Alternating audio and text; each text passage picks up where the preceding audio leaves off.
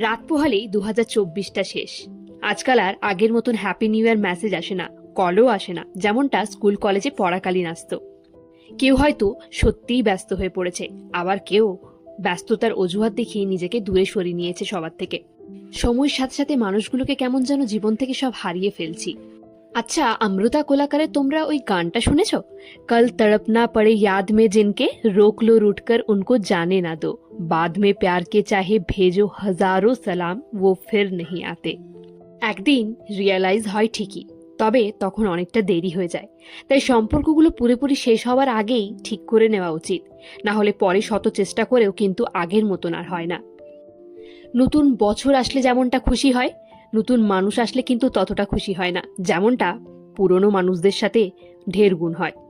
তাই ভালো থেকো, সুস্থ থেকো, খুব ভালোভাবে নতুন বছরটা শুরু করো নিজের প্রিয়জনদের সাথে, কাউকে হারাতে দিও না।